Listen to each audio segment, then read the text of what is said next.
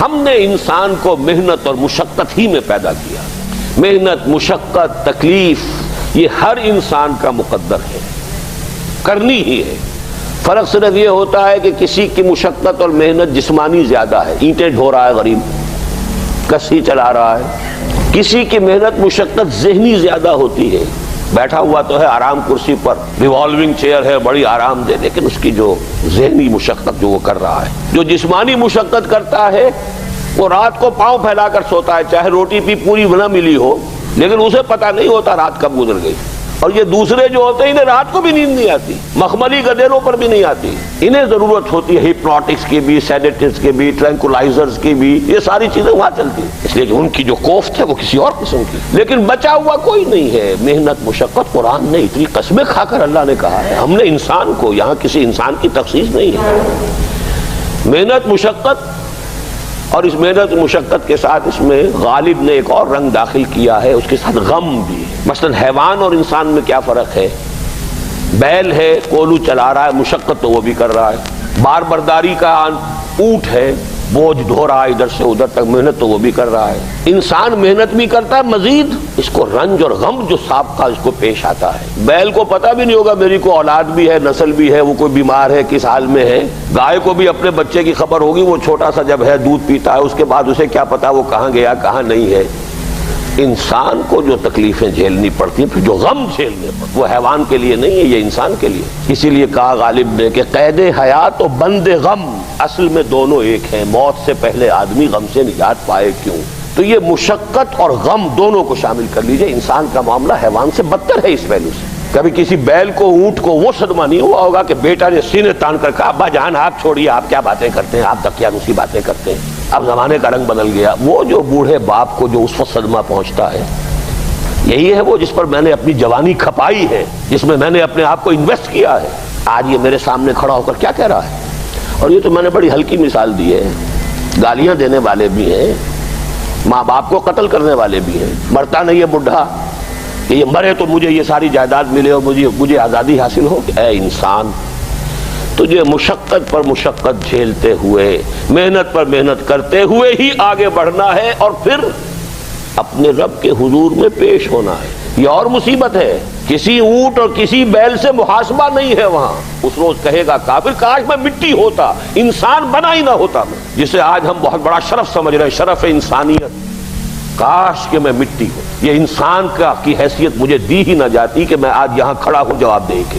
حضور نے فرمایا کل نفس یغدو فبائع نفسہ فموتقھا وموبقھا. ہر انسان جب صبح آنکھ کھلتی ہے رات کے سونے تک وہ اپنے آپ کو بیچتا ہے. کوئی جسمانی مشقت اپنی بیچ رہا ہے، شام کو 100 روپے لے کر آیا ہے، اس نے اپنی جسمانی محنت بیچی ہے نا. کسی نے اپنی ذہنی محنت، ذہنی صلاحیت بیچی ہے، چاہے وہ ڈاکٹر ہے، چاہے انجینئر ہے، کوئی اور ہے، وہ اپنی ذہنی صلاحیت بیچ رہا ہے بیٹھا ہوا اپنے کلینک میں، اپنے آفس میں. بائع نفسہ، اپنے آپ کو بیچتا ہے.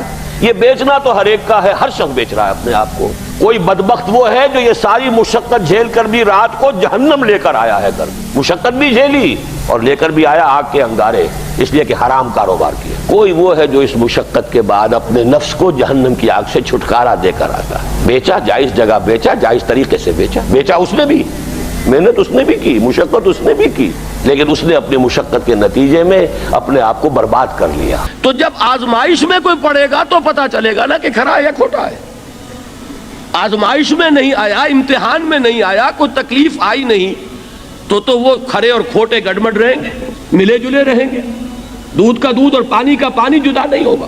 کیا لوگوں نے یہ سمجھا تھا کہ وہ چھوٹ جائیں گے صرف یہ کہنے پر کہ ہم ایمان لے آئے اور انہیں آزمایا نہ جائے گا؟ ہم نے تو آزمایا ہے ان سب کو جو ان سے پہلے آئے. تو یہ تو یوں سمجھیے کہ اس راستے کا ایک مستقل معاملہ ہے. جو آئے سوچ سمجھ کر آئے کہ یہ شہادت گاہ الفت میں قدم رکھنا ہے. لوگ آسان سمجھتے ہیں مسلمان ہونا. جس نے کہا آمنت باللہ، ہم نے آزما لیا. سچ مچ کا یہ ہم پر ایمان کا دعوے دار ہے یا جھوٹ موٹ کا دعویٰ کر رہا ہے؟ یہ سچ مچ کا عاشق ہے یا جھوٹ موٹ کا عاشق ہے؟ ظاہر بات ہے کہ امتحان نہ ہو، آزمائش نہ ہو تو کیسے ان کے مابین تمیز ہوگی؟ کہہ تو دیا سب نے آمنت باللہ. اب ذرا تھوڑی دیر کے لیے ہم بھی اپنے گریبانوں میں جھانکے. ہم بھی کہتے ہیں نا اللہ کا، ہمارا ایمان ہے اللہ پر، آخرت پر، رسول کا عشق کا بھی دعویٰ ہے. اور جب نعتیں ہم سنتے ہیں تو بڑے جھومتے ہیں، لیکن یہ کہ واقعتاً آدمی جھانکے اپنے قلب کی گہرائیوں میں کہ یہ ہم کتنے کچھ سچے ہیں اپنے اس دعویٰ ایمان. جہاں کوئی معاملہ آیا، اگر ہم اس دین کے اس حکم پر عمل کرتے ہیں تو اتنا نقصان ہوتا ہے، اس حکم کو پیچھے ڈال دیں تو اتنا نفع ہوتا ہے. سچ بتائیے کہ ہم میں سے اکثریت کا فیصلہ کس بات کی طرف جائے گا؟ دین کا حکم پس پشت، دنیاوی مفاد وہ مقدم. تو معلوم ہو گیا کہ ہمارا یہ دعویٰ جو ہے اللہ پر ایمان کا اور آخرت کے یقین کا جھوٹا دعویٰ ہے. کیوں اللہ کی طرف سے یہ چیزیں آتی ہیں؟ دیکھو، کوئی مصیبت تم پر نہیں آ سکتی، نہیں آتی مگر اللہ کے اذن سے. وَمَن يُؤْمِن بِاللَّهِ، اور جو شخص اللہ پر ایمان رکھتا ہو، یہدِ قلبہ، اللہ اس کے دل کو ہدایت دے دیتا ہے، اس کے دل کو سکون عطا کر دیتا ہے، وہ راضی برضائے رب ہو جاتا ہے.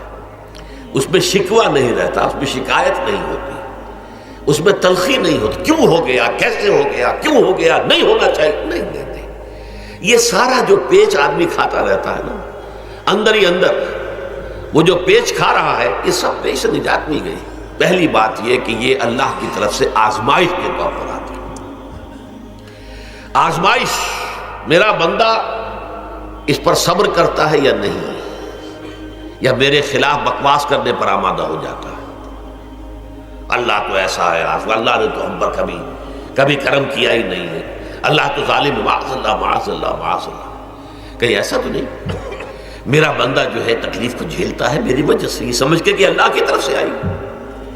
یہ سب جو ہے یہ بہت بڑی کامیابی ہے اگر انسان کو حاصل ہو جائے. اور اس صبر کے نتیجے میں دو اور باتیں پیدا ہوتی ہیں. یہ مضامین علیحدہ علیحدہ دروس کے اندر آتے رہے ہیں، لیکن آج ایک نئے عنوان کے تحت جمع ہو کر آ رہے ہیں. پہلی بات یہ ہوتی ہے کہ یہ امتحان کا نتیجہ کیا نکلتا ہے کہ آپ نے ایک امتحان پاس کیا تو آپ کے اگلے درجے میں ترقی ہو جاتی ہے. 5ویں کا امتحان پاس کر لیا نا تو 6ٹھی میں جائیں گے. اب 6ٹھی کا امتحان پاس کریں گے تو 7ویں میں جائیں گے. 7ویں کا پاس کریں گے تو 8ویں میں. درجہ بدرجہ انسان کی دینی، ایمانی اور روحانی ترقی کا ذریعہ یہ آزمائش ہوتی ہے.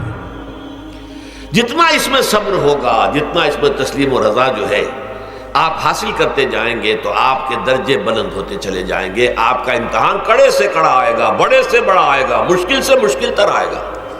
ایک وقت میں ایم اے کا امتحان بھی آپ کو دینا ہوگا. ایک وقت میں ہو سکتا ہے پی ایچ ڈی کے لیے تھیسس آپ لکھیں، پھر اس کے اوپر جو ہے ٹیم بیٹھی ہوئی اور آپ سے وہ بحث کرے، جرا کرے آپ سے، وہ بھی کرنا ہوگا. لیکن یہ کہ اگر پرائمری ہی میں فیل ہو گئے تو اس کا سوال ہی پیدا نہیں ہوتا کہ کبھی آپ ایم اے کا یا پی ایچ ڈی کا تھیسس بھی لکھیں. اور اسی کو دوسرے انداز میں کہا گیا ہے قرآن مجید میں، وَلِيُبْلِيَ الْمُؤْمِنِينَ مِنْهُ بَلَاءً حَسَنًا. اصل میں ابلا کہتے ہیں، بلا یبلو جو ہے عربی زبان میں آتا ہے آزمانا. خلق الموت والحیات لیبلوکم ایکم احسن عملا. یہی معنی ابتلا کے میں، ابتلا یبتلی آزمانا. ابلا یبلی جو آتا ہے باب افعال سے، اس میں آتا ہے کسی کو کسی تکلیف میں ڈال کر اس کو نکھارنا، کہ اس کا جوہر نکھر جائے، اس کے اندر جو خیر ہے وہ اور چمک جائے، لوگوں کو بھی معلوم ہو جائے کہ یہ شخص اس مقام کا اہل ہے، اس کے اندر یہ صلاحیت ہے، اس میں یہ قوت موجود ہے. تو یہ گویا کہ اہل ایمان کی صلاحیتوں کو نکھارنے کے لیے اور ان کے درجات کی ترقی کے لیے بھی اللہ تعالیٰ دنیا کے اندر یہ مصیبتیں اور امتحانات جو ہیں آزمائش کے حوالے سے افراد پر بھی اجتماعی طور پر بھی لاتا ہے. اور ایک اس کا اور بھی ہے، اہل ایمان پر اس طرح کی ابتلا و آزمائش کی ایک نوعیت اور بھی ہے، اور وہ یہ ہے کہ جو بھی آپ سے غیر ارادی طور پر یا یہ کہ آپ نے کوئی گناہ ارادی طور پر بھی کر لیا، اللہ تعالیٰ اس کی سزا اسی دنیا میں دے کر آخرت کی سزا سے محفوظ کر دیتا. گویا کہ اس سے بڑا خیر کیا ہوگا؟ یہاں کی سزا کیا ہے؟ جھیل لی آپ نے، بخار آ گیا، ٹانگ ٹوٹ گئی، چلیے 3 مہینے آپ بستر پر پڑے رہے نا، اور کیا ہوا؟ کچھ نہیں. لیکن یہ کہ آخرت کی سزا ملتی ہے بہت عظیم ہوتی ہے. لہذا کفارہ بناتا ہے اللہ تعالیٰ گناہ، ان جو بھی گناہ ہو گئے ہیں، غلطیاں ہو گئی ہیں، ان کا کفارہ اللہ تعالیٰ بندہ مومن کے لیے. حضور کی ایک حدیث ہے، اس کا متن مجھے اس وقت یاد نہیں ہے، کہ مومن کا معاملہ عجیب ہے، اسے کوئی تکلیف پہنچتی ہے صبر کرتا ہے، وہ اس کے گناہوں کا کفارہ بن جاتا ہے، اور اگر کوئی خوبی ملتی ہے تو اللہ تعالیٰ کا شکر ادا کرتا ہے، اس کے درجات بلند ہو جاتے ہیں۔ تو یہ معاملہ جو ہے اللہ تعالیٰ کی طرف سے بندہ مومن کے حق میں خیر، کہ در حقیقت اس کے ان گناہوں کی پاداش کہ جو اس نے یہاں کر لیے ہیں یہی دنیا میں دے کر دھو دیا جائے، پاک کر دیا جائے۔ جیسے آپ کو معلوم ہے دھوبی جو ہے کپڑے کو بھٹی میں چڑھاتا ہے، گرم پانی میں ڈالتا ہے کہ ڈالتا ہے تاکہ اس کا میل نکلے، اس کے آگے پٹکتا بھی ہے ذرا اس کو تاکہ وہ میل اچھی طرح چھٹ جائے اس سے۔ اسی طرح اگر دنیا میں ہمارے میل چھٹ جائیں، دنیا میں اگر ہمارے گناہ دھل جائیں تو یہ بڑے نفع کا سودا ہے، بڑے نفع کا سودا ہے، بڑے نفع کا سودا ہے۔ اس اعتبار سے آپ غور کیجئے کہ اگر یہ حقائق ہمارے سامنے رہے تو کیا کوئی تکلیف دنیا کی ہمیں بھاری محسوس ہوگی؟